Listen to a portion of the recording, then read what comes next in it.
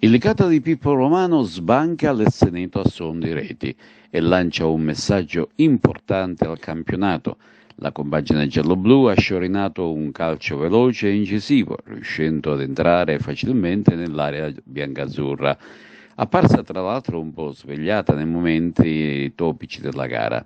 Una sconfitta all'esordio e per giunta dinanzi ai propri tifosi fa davvero male, ma occorre reagire presto, continuare a lavorare sodo e con grande attenzione.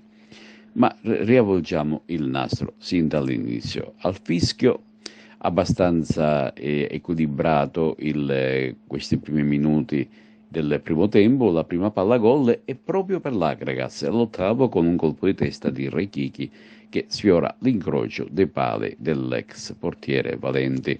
L'assist era stato di Jama su punizione. Al 13° arriva invece la doccia fredda. Veloce ripartenza di Minacori, il quale fionda al centro un assist per il funambolo Riccardo Rotulo che non lascia scampo al portiere sorrentino. Entusiasmo da parte di Catese che assapora il primo gol stagionale. La reazione in biancazzurra in due momenti insidia la porta ospite. Sugli sviluppi di un calcio d'angolo, un difensore di Catese al 18° respinge sulla linea.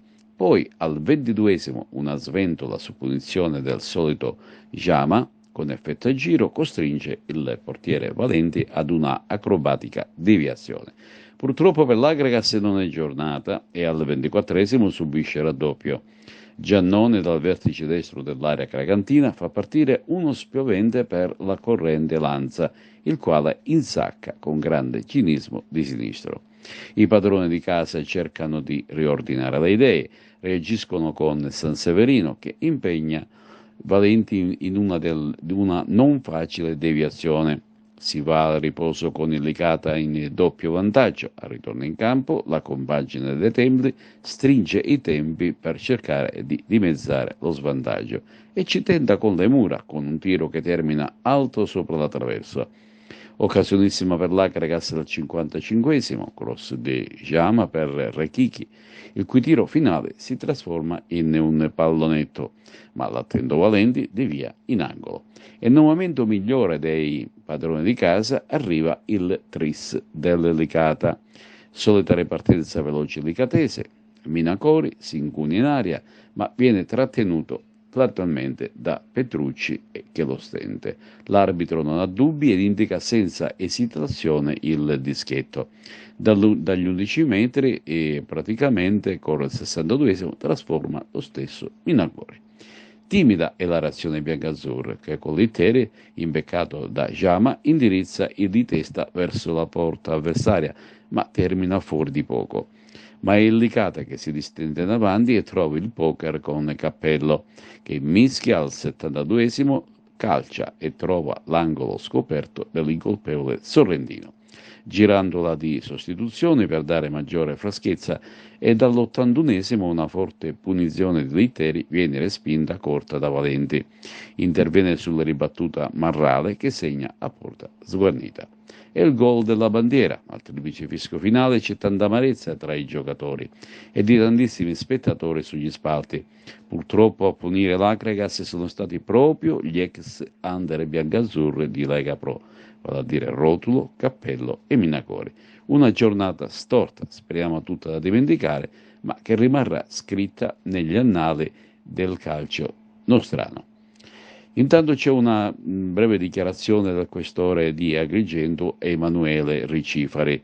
È stata una bella giornata di sport, ha sottolineato, grazie ai dirigenti di Agragas Licata e grazie anche alla tifoseria agrigentina e agli stessi tifosi licatesi, fatta eccezione per 8 di loro. Grazie ai 2 sindaci che hanno con noi voluto dare questa bella dimostrazione di cultura sportiva. Ci sono i presupposti per una riflessione su un anno 2024 che prepari una provincia agrigentina, capitale di cultura, della promozione sportiva e di un calcio che torni a essere festa. Ed ora spazio alle interviste di fine gara. In effetti è così, però io devo partire un po' da più lontano. Oggi sono estremamente contento per quello che abbiamo visto, perché finalmente siamo riusciti a far sì che le tifoserie di ambo le squadre fossero presenti a godersi una giornata di sano sport. E vorrei ringraziare le istituzioni di pubblica sicurezza e in particolar modo il signor Questore di Agrigento che ha permesso tutto questo. Poi sostanzialmente devo chiedere scusa a tutta la tifoseria agrigentina.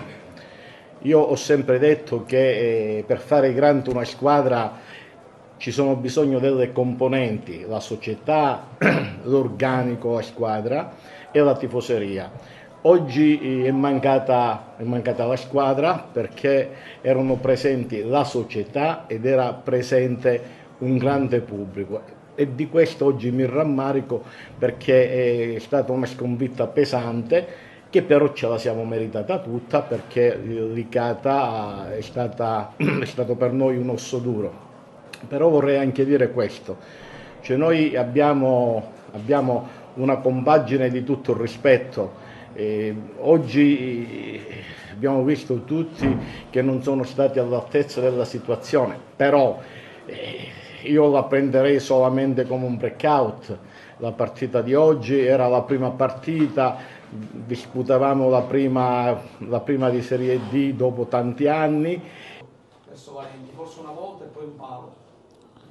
Io posso... Ai punti, chiaro. No, ci mancherebbe. Intanto voglio chiedere scusa a tutti i tifosi dell'Agragas perché abbiamo perso il derby all'esordio con l'Icata e so quanto pesa per loro prima di tutto e dopodiché anche per i ragazzi dentro lo spogliatoio e per me. E poi non ci potevamo aspettare di perdere con questo punteggio che secondo me è assolutamente falso, per cui se mi consenti invece voglio contraddirti perché secondo me invece fino al loro 2-0 c'era una squadra soltanto in campo, c'era una squadra che giocava e l'altra che guardava giocare l'altra squadra. La verità è che abbiamo preso 2 ripartenze e noi probabilmente ci siamo fatti trovare impreparati in 2 situazioni. Quindi sul risultato credo che sia assolutamente fuori di dubbio che non sia un risultato assolutamente giusto rispetto a quello che si è visto.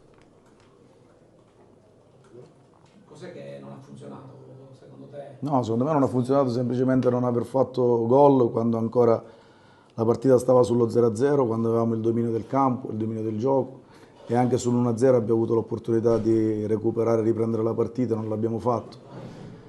Poi ovviamente sul 2-0 scendiamo negli spogliatoi a fine primo tempo sul 2-0, è un risultato che un po' ci ha tagliato un po' le gambe.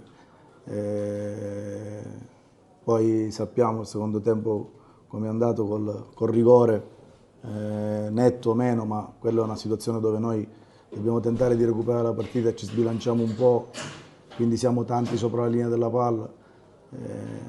Però questo non è assolutamente una scusante, non vuole essere una scusante perché ho fatto la premessa chiedendo scusa ai tifosi dell'Agragas per questo risultato contro il Licata in particolar modo, in special modo, però non sono d'accordo sulla prestazione. Fino al 2-0 non sono assolutamente d'accordo. Come si riparte? Bisogna ricominciare a lavorare per come abbiamo fatto fino ad oggi, perché ora se questa partita deve servire a buttare tutto quello che abbiamo fatto di buono fino ad oggi, credo che non sia una cosa non sia un ragionamento di persone intelligenti. Sicuramente non dobbiamo far finta di nulla e quindi dobbiamo andare a correggere tutto quello che non è andato, dobbiamo recuperare anche sotto il profilo mentale perché la batosta è stata importante, però buttare tutto quello che avevamo fatto di buono fino ad oggi non credo che sia neanche un atteggiamento da parte di tutti, in primis da parte mia nei riguardi dei ragazzi. Ora andarli a puntare il dito non credo che sia onesto concettualmente da parte mia. Partita perfetta dell'Icata, avete difeso benissimo, avete colpito nelle occasioni che siete riusciti a creare.